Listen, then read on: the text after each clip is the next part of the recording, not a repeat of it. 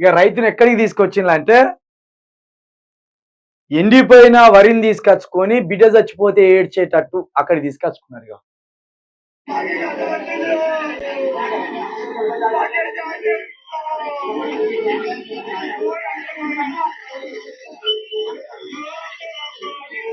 బా ఇంత బాగానే అమ్మ.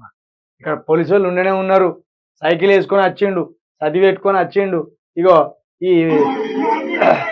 చదివి పెట్టుకొని వచ్చిండు. ఇగో ఈ వరి ఎండిపోయిన వరి కట్ట తెచ్చుకున్నాడు. ఎంత పని ఆయరు అయ్యా, మా కేసీఆర్ ఉంటేనే మంచిగుండి కాదు అయ్యా. ఒక మొగాయనే, ఒక రైతు కంట నీరు పెట్టుకుంటాను అంటే ఎంత బాధ ఉండాలి. రేవంత్ రెడ్డి, నీ పొలం ఒక్కటి వారితే అయిపోయానా? ఈ పేద రైతుల పొలాలు వారొద్దా? వీడికి వచ్చే నీ పాలన 3 నెలలు తిరగక ముందే మేము తెస్తామంటే మేము చేస్తాం. గీక ఒక ఆయనకి ఇంత దారుణంగా ఎడతాం.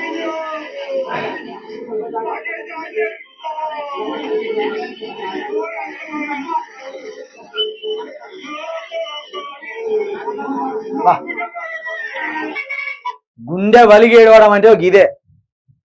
వాడు గుండె వలిగి ఎడతాను రా అంటారుగా మన ఊర్లల్లా. అంటే ధైర్యం మొత్తం కూలిపోయి ఇక మా జీవితం ఉంటుందా ఉండదా అని గుండె వలిగి ఏడవడం అన్నట్టు. ఒక రైతు శోకం పెడతాడు చూడు. రైతు ఏడ్చిన రాజ్యము, ఎద్దిడిసిన యోసము అని ఒక పాట ఉన్నది, చనిపోయిన సాయి చంద్ వాడిని. ఆ కడికి వచ్చింది మళ్ళా. అయిపోయింది. రేవంత్ రెడ్డి పాలనే అష్ట దరిద్రంగా ఉన్నది, మొత్తం 0 కడికి తీసుకొచ్చింది.